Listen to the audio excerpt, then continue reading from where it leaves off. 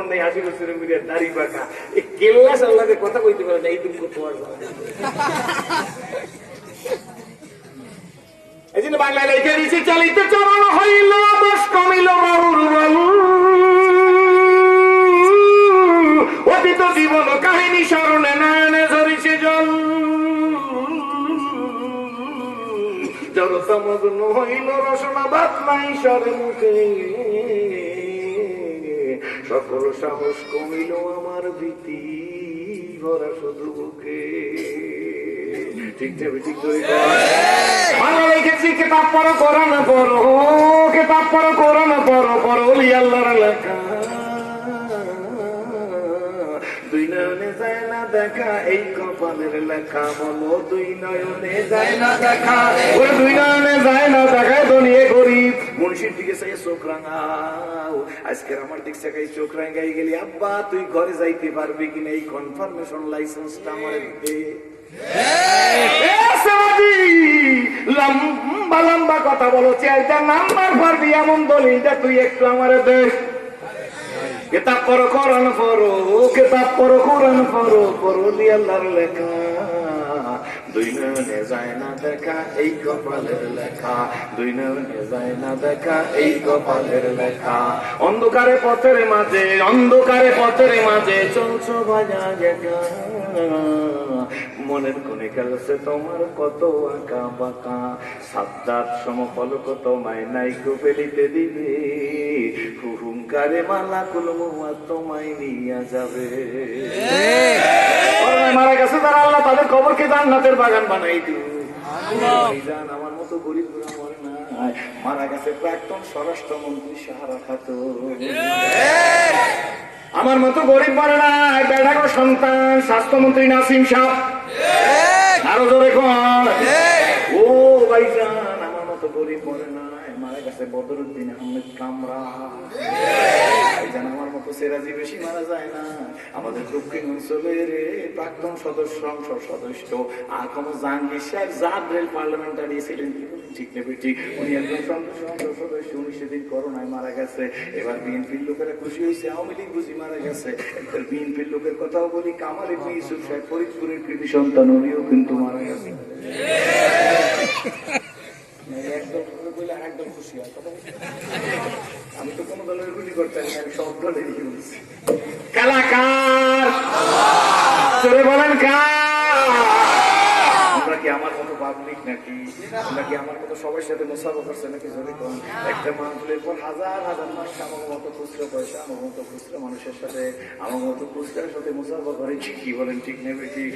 মাহবুবের ভগবানের কাছে ভরসা করছি, আল্লাহ আর কিছু না, মুসাফা তো না করলেও পারা যাইবে না, অন্তত এই হাদিসের উপর লক্ষ্য করি, অকাল রাসূলুল্লাহ সাল্লাল্লাহু আলাইহি ওয়াসাল্লাম, মান সাফা আলামান ফাকাদ সাফানি ওয়া মান সাফানি কানা মাইয়া ফিল জান্নাহ। রাসূল আমার বলেন, যুগের একজন হক্কানি আলেমের সাথে যখন তুমি মুসাফা করবা, তুমি মনে করবা আমি যুগের হক্কানি আলেমের সাথে মুসাফা করিনি, আমি নবীর সাথে মুসাফা করতেছি। যে আমি নবীর সাথে মুসাফা করবো তার জান্নাত হবে, আমি নবীর সাথে জোরে কোন সুবহানাল্লাহ। আল্লাহ আসমানের নিচে জমিনের উপরে আল্লাহ তোমার কোরআন আছে, এই কোরআনের দিকে তাকাই, আল্লাহ হাদিসের দিকে তাকাই, তোমার হাবিবের এই কথার উপর আমল করার জন্য মুসাফা করি। এখন যদি তুমি আমাকে করোনা দাও আল্লাহ, এই হাদিস তুমি কোন জায়গায় রাখবো? খবরদার আপনারা করবেন না, আমরা করি, আমার মতো মানুষ মারলে আপনার কোনো চিন্তা নাই, কিন্তু মন্ত্রী মিনিস্টার এমপিরা যদি মারা যায় তাহলে দেশের বিরাট কিন্তু ক্ষতি হয়ে যাবে, কি বলেন ঠিক মনে রেখে দিবেন, পালাই কেউ সারবার পারবেন না। আল্লাহ কয়, যখন যারা আমি ধরবো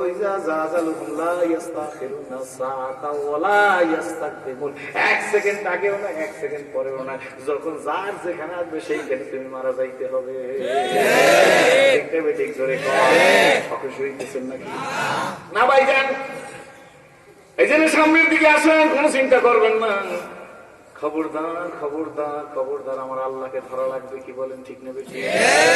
শুনুন, আমার আল্লাহ কোরআনের শুরুতেই মনে আসেনি, আল্লাহ লিখে দিয়েছে আমার এই কোরআনের মধ্যে কোনো শখ নাই, কোনো শোভা নাই, কোনো সন্দেহ নাই, আমি আল্লাহর কোরআনের মধ্যে সন্দেহের বিন্দু মাত্র অবকাশ নাই। দুনিয়াতে কোরআন ব্যতিরেকে কোন ধর্মগ্রন্থের একজন হাফেজ না, অথচ কোরআনের হাফেজ আজকের এই মজলিসের মধ্যে কয়েকশো আছে আমার ধারণা। কি বলেন, ঠিক নেবে ঠিক? এই কোরআন জিবরিল আসমান নাযিল করতেছে আল্লাহর নবীর কাছে। আল্লাহর নবীর কাছে কার কাছে? জোরে কোরআন। আল্লাহর নবী কোরআন শুনতেছে, শুধু শুনতেছে না, আল্লাহ রাসূল কোরআন শরীফ মুখে আওড়াইতেছে, সঞ্চালন করতেছে, জিহ্বা নাড়াইতেছে। এটারে ভালো বাংলায় বলে সঞ্চালন করা। কি বলেন, ঠিক নেবে ঠিক? পরে আল্লাহ জিবরিল আলাইহিস সালাম ওহী নাযিল করতে আল্লাহ নবী শোনেন, আর নবীর জিহ্বা সঞ্চালন করতেছে। আর ভালো বাংলাটা কি? সঞ্চালনই তো না, সঞ্চালন করতেছে, জিহ্বা নাড়াইতেছে, ভুলে না যায় কোরআন জিবরিল নাযিল করতেছে। কিন্তু আল্লাহ নবী যে জিহ্বা নাড়াইতেছে এটা আল্লাহর কাছে বরদাস্ত হয় না। আমি খোদা যার ইন্তজারে হালদে মানিস, মোহাম্মদ চশমে বড়াই সানানিস। আমি আমার বন্ধুর জন্য পাগল, আমার বন্ধু কষ্ট করে জিহ্বাটা নাড়াইবে, এই যে আমি আল্লাহ বরদাস্ত করতে পারি না। সঙ্গে সঙ্গে আল্লাহ পাক আয়াত নাযিল করছে, লা তুহাররিক বিলিসানাকা, জোরে কোন সুবহানাল্লাহ। সুবহানাল্লাহ। হ্যাঁ বন্ধু, আপনি আমার জিহ্বা আল্লাহু আকবার, আল্লাহকে বন্ধু আপনি জিহ্বা নাড়াইবেন না, আপনি জিহ্বা সঞ্চালন করবেন না, এত কষ্ট করা লাগবে না, আপনি শুধু কোরআন শুনবেন। আমি আল্লাহ আপনার সিনার মধ্যে কোরআনকে সিল মারিয়া দেব। সুবহানাল্লাহ।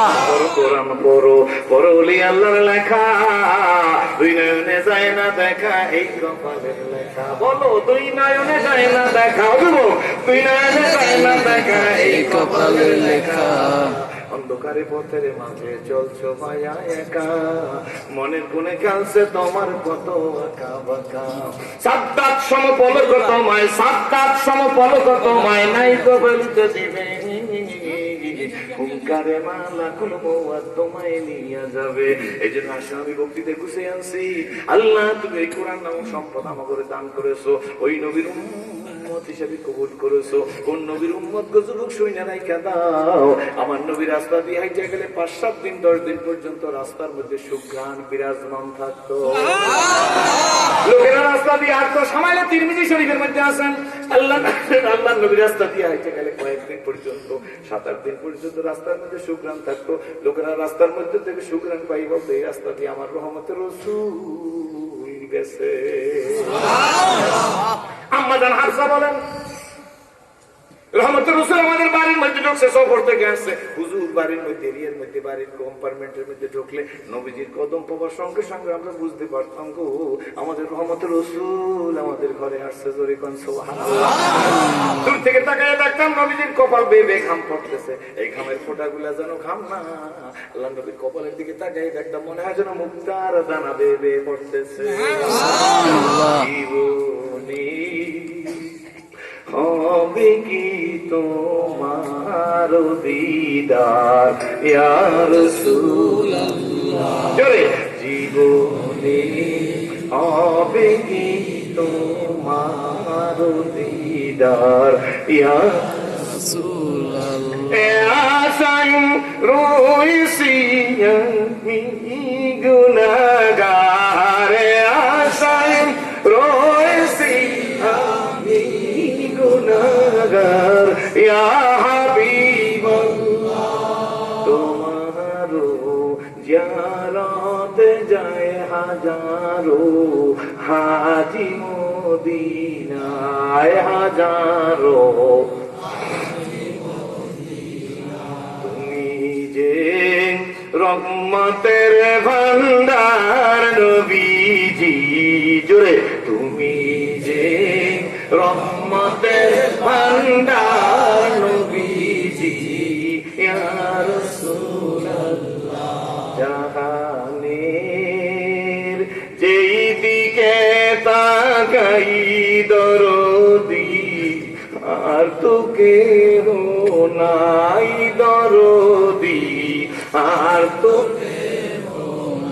জাহানের যেই দিকে তাকাই দরদি, আর তো কেহ নাই দরদি, আর তো কেহ নাই। তুমি যে কুল আলমের হও মদদগার ইয়া রাসূলুল্লাহ। জীবনে হবে কি তোমার দিদার ইয়া হাবিবাল্লাহ।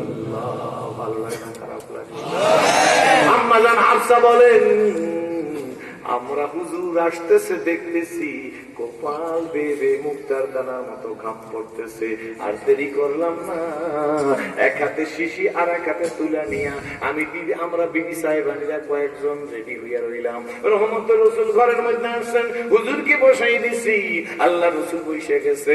আমরা তুলা দিয়ে নবীজির কপাল সিপড়াইয়া তুলাটারে ভিজাইয়া শিশির মধ্যে ডিংরাইয়া ঘাম সংরক্ষণ করতেছি, পসিটা সংরক্ষণ করতেছি। রহমত রসুল মুসকি হাত দিয়া কয়, হাফসা রে, সওদা রে, মারিয়া রে, তোমরা আমার শরীরের এই পসিনা ঘাম দিয়া কি করবা? সংরক্ষণ করো কেন? আল্লাহু আকবার।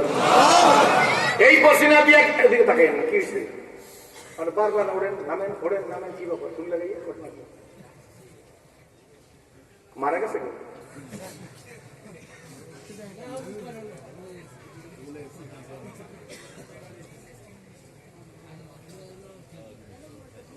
কোনো কিছু মুখস্থ করে নিয়ে আসে নাই, যদি আল্লাহ কিছু বলায় বলতে পারে, ঠিক না? ডিস্টার্ব করবেন না। কি বলতেছিলাম? আম্মা জান শিশির মধ্যে কুসিনা সংরক্ষণ করতেছে, ঘাম সংরক্ষণ করতেছে। রহমত রসুল মুস্কি দিয়ে জিজ্ঞাসা করে, হাফসা, মারিয়া, সওদা, তোমরা আমার শরীরের কুসিনা সংগ্রহ করো, কি করবা? আম্মা জান ডাক দিয়ে বলি, ইয়া রাসূলুল্লাহ, ইয়া হাবিবাল্লাহ, প্রাণের স্বামী গো, আপনি যখন বাড়ি থাকেন না, সফরে থাকেন, তখন ইহুদি মেয়েরা আমাদের ঘরে আসে, আমাদের সাথে বিভিন্ন কথাবার্তা বলে, পরামর্শ করে। ইহুদি মেয়েরা আসলে আমরা যৎকিঞ্চিত তাদেরকে তৌফিক অনুযায়ী মেহমানদারি করি। যখন তারা আমাদের কাছে আসে, ড্রেস পরি আসে, পোশাক পরি আসে ভালো ভালো, এই পোশাকের মধ্যে তাদের বাজারের উৎস পারফিউম সুগন্ধি লাগাই আমাদের কাছে এসে বসে। আমরা পারফিউমের গ্রান, সুগন্ধির গ্রান নাকে পাই।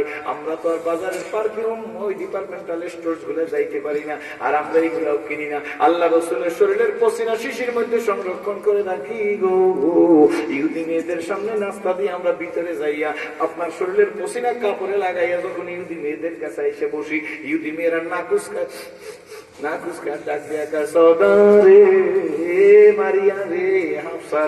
এত দামি সুগন্ধি তোমরা কোন পারফিউমের দোকান থেকে খরিদ করেছো?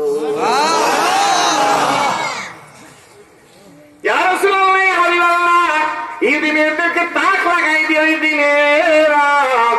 এগুলো কোন পারফিউমের দোকানের পারফিউম না, জানো না? এগুলো আমাদের রহমত রসুলের শরীরের পসিনা। সুবহানাল্লাহ। কান্দে রে মন, কান্দে রে, কান্দে রে মন, কান্দে রে, কোথায় গেলে পাবো তোমাকে? হায় মোহাম্মদ কামলেওয়ালা, দিল কান্দে রে মন, কান্দে রে, কোথায় গেলে পাবো তোমারে? মোহাম্মদ সাল্লাল্লাহু আলাইহি আমার বাবাজিরা, এই জন্য আল্লাহর দরবারে শুকরিয়া আদায় করি। ও আল্লাহ, ওই কোরআন শরীফটা আমাদের দান করছো, বিশ্ব নবীর উম্মত হিসেবে কবুল করেছো। কিন্তু একটা কথা বইলে যাই, আমার মুখে হয়তো আপনারা শুনছেন, তিনটা জায়গায় মুসলমানরা ভুল করার কারণে আজকে আমরা এক হইতে পারতেছি না, মেলে না। কোরআন শরীফকে শুধু ধর্মের বই মনে করছি, কি বলেন? ঠিক না বেটি? কোরআন শরীফে নামাজ, রোজা, হজ, যাকাত, পর্দা, প্রশিদা, পীর মুরিদি, তাবলীগ আর জিহাদের কথা লেখা আছে। আমরা মনে করছি এই কোরআন শরীফের মধ্যে আর কিছু নাই, এই কারণে আমরা ঠকতেছি, জীবনে মঞ্জিলে মুকসদে বুঝতে পারবো না। আমার মতো ছোট্ট সাহাবী বইল যাই, এই কোরআন শরীফ শুধু কোরআন শরীফ না, আপু ভালো করে চিন্তা করবেন। হিন্দুর গুলো মুসলমান হয়ে কি বইলে গেল আজকে চিন্তা করি। যদি ভুল হয় আমার একটা ফোন করবেন, আমার নাম 017, আমার নাম্বার 01712156202, এই নাম্বারে ফোন করে বলবেন, বেটা তুই ভুল ওয়াজ করে গেছো। কোরআন শরীফ শুধু কোরআন শরীফ না, আব্বা ভালো করে শোনেন, কোনো দলদলি নেই, কোনো ফালাফালি নেই, কোনো বিবৃতি নেই, কোনো পাল্টা বিবৃতি নেই, কোনো হিংসাত্মক কথা নাই, কোনো আক্রমণাত্মক কথা নাই, কে কোন পীরের মুরিদ এই কথা নাই। কবরে যাওয়ার পরে কোনোদিন প্রশ্ন করা হবে না তুমি কোন সংস্থার লোক, কোন মার্কার লোক, কোন পীরের মুরিদ, কি বলেন? ঠিক নেবে ঠিক? কবরে যাওয়ার পরে প্রশ্ন করা হবে, আমার রব বুকা, তোমার রবকে ডাকি, বলেন? ঠিক নেবে ঠিক? কি প্রশ্ন করা হবে? তোমার রবকে ডাকি, বলেন? সুতরাং দলাদলি নেই, ফালাফালি নেই, বিবৃতি নেই, পাল্টা বিবৃতি নেই। এই কোরআন শরীফ হইল মোকাম্মেল নিজামে হায়াত। বলি মোকাম্মেল নিজামে হায়াত, পরিপূর্ণ জীবন ব্যবস্থা, কমপ্লিট কোড অফ লাইফ। জোরে বলেন আলহামদুলিল্লাহ। আমি এক লাইনে সব জায়গায় বাংলাদেশের সর্বত্র বলার চেষ্টা করি, এই কোরআন শরীফ এমন কোরআন শরীফ, কোরআন শরীফের মধ্যে রাজনীতি আছে, অর্থনীতি আছে। এই কোরআন শরীফের মধ্যে চোরের কি বিচার, ডাকাইতের কি বিচার আছে, কি বলেন ঠিক না ঠিক? কোরআন শরীফের মধ্যে খুনি খুন করছে তার কি বিচার আছে? দুই দিনে ছেলে খুন করতে পারে না, একটা পোস্ট দিয়ে সাইডে দিয়েছে, পেটের চামড়া বাইরে গেছে, মরে নাই, এই লোকটার কি বিচার হবে? চালাকা আছে, কি বলেন ঠিক না ঠিক? যা বলবেন সব আছে, শুধু তাই না, আমি তো আমার কমের লোকদেরকে ইসলাম কবুল করার পরে বুঝাইছি, এমন ইসলাম আমি কবুল করছি, তোরা আমার যতই ধাক খাওয়ার হাত খাওয়া, একটা কথা মনে রাখে দিস, আমি ইসলাম কবুল করছি, ইসলামের মধ্যে মাথার চুলটা, মুখের দাড়িটা, মুখের মুখটা কেমনে রাখবো বিধান আছে, নখটা কিবার কাটলে সুন্নত আদায় হইবে, কোন থেকে শুরু করব, কোন থেকে শেষ করব, মুখের মেসোয়াকটা, দাঁত মাজবো, মেসোয়াকটা কেমন হবে, কতটুকু লম্বা হবে, সুন্নত আদায় হবে, কোন দিক থেকে শুরু করব, কোন দিক থেকে শেষ হইবে, পায়ের নখটা, হাতের নখটা কেমনে পরবো, লঙ্গিটা আমি কেমনে পরবো, পাজামাটা পয়সা পরা সুন্নত, দাঁড়াই পরা সুন্নত, নাকি বলেন ঠিক নেবে ঠিক? পায়জামা কি জোরে কোন মুজাটা কেমনে আগে পায়ে দেবো, খোলার সময় আগে কোনটা পায়ে দিলে সুন্নত আদায় হইবে, খোলার সময় কোনটা পায়ে দিলে সুন্নত আদায় হইবে, মসজিদের মধ্যে কোন পাও দিয়ে ঢুকবো, কোন দোয়া বলে ঢুকবো, মসজিদে ঢোকার পর আমার প্রথম দায়িত্ব কি, মসজিদ থেকে নামার সময় কোন পাও দিয়ে নামবো, কোন দোয়া বলে নামবো, জুতাটা কোন পায়ে দেবো, ওই যে জুতাটা যে কোন পায়ে দেবো, নবী আমার ডাইন পায়ে জুতা দিছে, আপনি যদি বলেন সিরাজ হিসেবে লম্বা লম্বা ওয়াজ করবেন না, আমি যদি বাম পায়ে জুতা দিই তাহলে কি হইবে, আমার কি জুতা পায়ে দেওয়া হবে না? হ্যাঁ বাবা, আপনার পায়ে জুতা দেওয়া হবে, কিন্তু শুনে আপনার আমার জিন্দিগিটা নবী আলা জিন্দিগি হবে না, মন চায় জিন্দিগি হয়ে যাবে। আর যদি আমি বাম পাও দিয়ে আমি দোয়া করি, আমি ডাইন পায়ের মধ্যে জুতাটা ঢুকাই, এই জিন্দিগিটা নবীওয়ালা জিন্দিগি হবে, এই জিন্দিগির মধ্যে স্পিরিট থাকবে, পাওয়ার থাকবে, শান্তি থাকবে। জোরে কোন আলহামদুলিল্লাহ। দেখতে বেড়ে জোরে বলেন বন্ধু, অন্য ধর্মাবলম্বী ভাইয়েরা আসেন, স্টেজে আসেন, শোনেন, কাউকে ব্যথা দিয়ে তো কোনোদিন কথা বলি নাই, টয়লেটে ঢুকতে হইবে বাম পাও দিয়ে, বের হইতে হইবে ডান পাও দিয়ে, কি বলেন ঠিক না বেশি? যাইবেন কোন দোয়া পড়ে যাইবেন, কোন দোয়া বের হবেন, ইসলামের মধ্যে আছে সত্য না মিথ্যা? জোরে এই জন্য যারা ইসলামের সাথে সম্পর্ক করছে তাদের পুরো জীবন পরিবর্তন হয়ে গেছে। হযরত ওমরের মতো দস্যু বড় বীর লইয়া উলঙ্গ সমশিরি গেল, মোর নবী কাটিবার হইল ইসলামের আমি। 26 বছর বয়সে তোমার ইসলাম কবুল করে, ধরে কোন সুবহানাল্লাহ। 60 বছর বয়সের সময় বন্ধু বান্ধব নিয়ে একটা উঁচা টিলা জায়গায় গেছে, টিলাটা জায়গার কাছে যাইয়া হয়তো কম বেশি হইতে পারে, এই টিলা জায়গায় যে হযরত তোমার বন্ধু বান্ধবদের নিয়ে সাথীদের নিয়ে হাউ মাউ করে কান্না শুরু করে দিছে। সাথীরা ডাক দিয়ে, ওমর গো, আপনি এইভাবে হাউ মাউ করে কান্না কাটতেছেন কেন, ব্যাপার কি, কাঁদেন কেন? হযরত ওমর ডাক দিয়ে বলে, বন্ধুরা, আমি যদি না বলি তাইলে আমি কেন কাঁদি তা তোমরা বুঝবা না। শোনো, আমি কাঁদি কেন জানো নি? আজকের এইখানে আছি, এই সময় আমার বয়স হইল প্রায় 60-এর কোঠায়। আর একটা কথা শোনো গো, একদিন এইখানে আসছিলাম, সেই দিন আমার বয়স ছিল 18-র মতো। আর যেদিন আসছি 60 বছরের কাছে, সেদিন আসছিলাম 18 বছরের মতো। আমি যেদিন 18 বছর বয়সের সময় আসছিলাম, সেই দিন আমি এক পাল ছাগল নিয়ে আসছিলাম, বকরি নিয়ে আসছিলাম। আমার বাবাই ওমরকে এক পাল বকরি দিয়ে এসে, বকরি চড়াই আসো। বকরি পাল আমি সাইডে দিয়ে বসে রয়েছি, সন্ধ্যা যখন ঘনে আসছে, বকরিগুলার গুছ করে নিয়ে আমি যাবো বাড়িতে। এমন সময় 2টা বকরি, 3টে, 4টে, 5টা এক করি, 4টার সুতা দিয়ে বান্ধা দিই, 5টা দৌড় দেয়। আর একদিকে বকরির খাসলত দেখছেন সাংঘাতিক, বৃষ্টি হইলে পানি দেখলে মহিষ পানির মধ্যে নামতে কোনো মাছ করা লাগে না, কি বলেন ঠিক নেই? আর কয়েক ফোঁটা বৃষ্টি করা শুরু করছে, ছাগল বকরি যাই বলে দৌড়ে যাই কাপড়ের দোকানে উঠছে। কি সত্য না মিথ্যা? বকরি এমন প্রাণী, ও খারাপ জায়গায় দাঁড়াইতে চায় না। বড় মেয়ের কাপড়ের দোকান না, ছোট মেয়ের কাপড়ের দোকান, বিশ্বের ঔষধের দোকান না, মনীষের ঔষধের দোকান, বোঝে না, কি বলেন ঠিক নেই? তোমার ডাক দিয়ে বন্ধু বান্ধবরা গো, আমি বকরিগুলার সংযোজন করতেছি, সব নিয়ে আমি বাড়ি যাবো। 10টা বকরি রাইকে আমি চলে যাই, এসে দেখি 3টে পাইছি, 60টা নাই। আমার মনে আছে, আমার গ্রামের বাড়ি নলছিটি থানা 2 নম্বর মকর ইউনিয়নের 60 থেকে গ্রাম, বৃহত্তর বড় ডাক্তার বাড়ি আমাদের, বাবা রেজিস্টার ফিজিশিয়ান।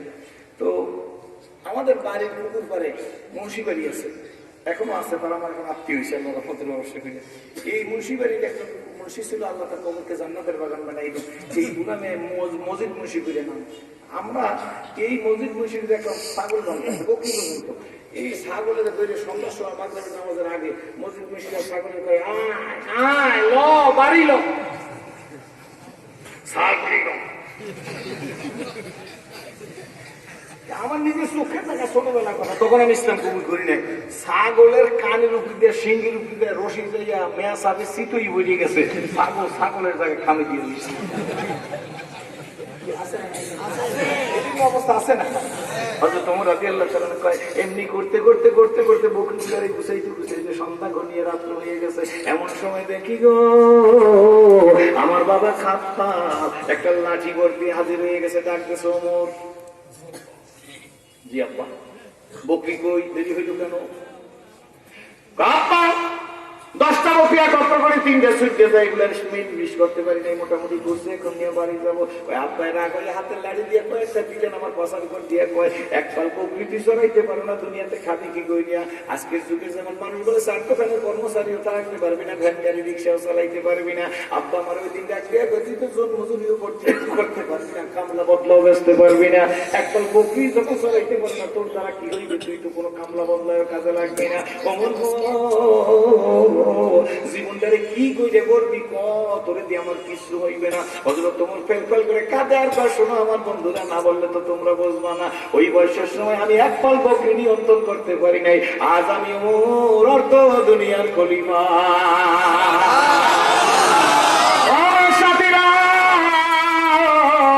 ওই দিন আমি এক পাল বকরি নিয়ন্ত্রণ করতে পারি নাই, কিন্তু রাসূল পাকের কদমের ধুলির বরকতে আল্লাহ আমার অর্ধ দুনিয়ার খলিফা বানাইছে। শোনো আমার অর্ধ দুনিয়ার শুধু খলিফা বানায় না, আমার এই রাজত্বের সময় বাঘ আর হরিণের কাছে পানি খায়, বাঘ হরিণের দিকে ফিরে যায় না, বাঘের মধ্যে আতঙ্ক আছে, ওমর জীবিত।